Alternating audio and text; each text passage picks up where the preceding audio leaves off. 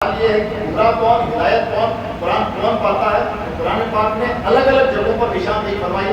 ہدی للمتقین، پرہیزگاروں کے لیے اللہ کی کتاب ہدایت ہے. وما یضل به الا الفاسقین، اور جن کے دل میں فسق و فجور پایا جاتا ہے، جن کے من کی صفائی نہیں، اللہ کی کتاب کے ذریعے سے وہ لوگ گمراہ بھی ہو سکتے ہیں. یعنی اللہ کی کتاب سے فائدہ حاصل کرنے کے لیے بھی دلوں کا تزکیہ چاہیے. دلوں کا تزکیہ صرف اس لیے نہیں ہے کہ ہم کو صوفی صافی بننا چاہتے ہیں اسی لیے دلوں کا تزکیہ کریں. جناب اللہ کی کتاب، اللہ نے جو آپ کو ہدایت کی ضمانت عطا فرمائی ہے، اگر آپ اس سے بھی فیضیاب ہونا چاہتے ہیں تو اپنے دل کو گناہوں سے پاک کرنا ہوگا. اور یہ قرآن پاک نے ارشاد فرمایا. اللہ نے ہدی للمتقین کی بھی تشریح فرمائی. 5 کیٹیگری کے لوگ ذکر فرمائے. الذین یؤمنون بالغیب یقیمون الصلاۃ، نمازوں کی پابندی کرنے والے، بنا دیکھے ہوئے ایمان رکھنے والے، زکات دینے والے، قرآن پاک اور ما سبق کتابوں پر ایمان رکھنے والے، قیامت کے دن پر ایمان رکھنے والے لوگوں کے لیے اللہ کی ہدایت ہے. یہی لوگ پرہیزگار ہیں. آخر میں ارشاد فرمایا اولئک علی ھدی من ربہم. شروع میں بھی فرمایا تھا ایسے لوگوں کے لیے ہدایت، اینڈ میں بھی پھر مہر لگائی اولئک علی ھدی من ربہم. یہی 5 کیٹیگری کے لوگ جو بنا دیکھے ایمان رکھتے ہیں، جو نمازوں کی پابندی، زکات کی ادائیگی، تمام آسمانی کتابوں پر ایمان، قیامت پر ایمان رکھتے ہیں، یہی لوگ کامیاب ہیں. لیکن اور آخر میں فائنل مہر کے طور پر ارشاد فرمایا وَأُولَٰئِکَ هُمُ الْمُفْلِحُونَ. یہی لوگ فائنل کامیاب ہیں. پھر شروعات ہوئی یؤمنون بالغیب، ایمان بالغیب رکھتے ہیں. تو یہ ان کا دنیا کی ثمرہ یہ ہے کہ ان کو ہدایت مل جائے گی، اور اصل ثمرہ یہ ہے کہ فائنل طور پر جنہیں کامیاب دیکھنا ہو تو یہی لوگ. اللہ کی کتاب نے اہتمام کے ساتھ اور بھی بہت ساری جگہوں پر فلاح کے لفظ کو قرآن پاک نے بہت اہتمام کے ساتھ پیش کیا ہے.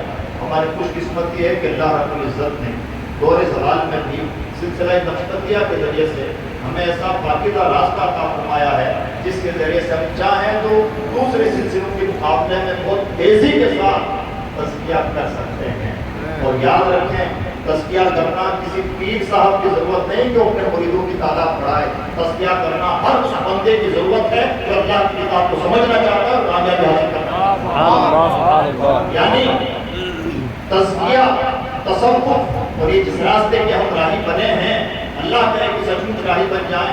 اس راستے کو ہم کسی کی ضرورت نہ سمجھیں بلکہ اپنی ازلی اور ابدی ضرورت سمجھیں. یعنی کہنا ہی چاہتا ہوں جسے 100 بار غرض ہو وہ یہ راستہ اپنائے، کسی کو محتاج نہ سمجھے. امید کرتا ہوں کہ ہم اس اینگل سے چیزوں کو سمجھنے کی کوشش کریں گے. اللہ رب العزت ہمارے لیے راستوں کو آسان فرمائے. اور یہ اس لیے بھی ضروری ہے فائنل کامیابی کی کوششیں کرنا.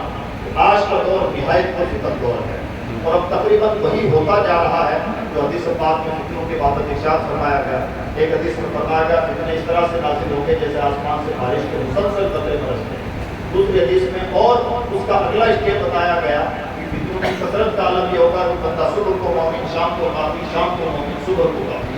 آج ہمیں دیکھتے ہیں کہ ایک انسان ایک شہر سے پوچھ کر کے دوسرے شہر میں جاتا ہے، اس کا نظریہ چینج ہو جاتا ہے، اور وہی تیسری جگہ پہنچتا ہے تو اپنا مسلک بدل لیتا ہے. یہ جو بار بار لباس کی طرح انسان اپنے نظریات بدل رہا ہے، وہ نظریات نہیں بدل رہا ہے بلکہ اللہ کے رسول کا بتایا ہوا غیب سچ ہو رہا ہے.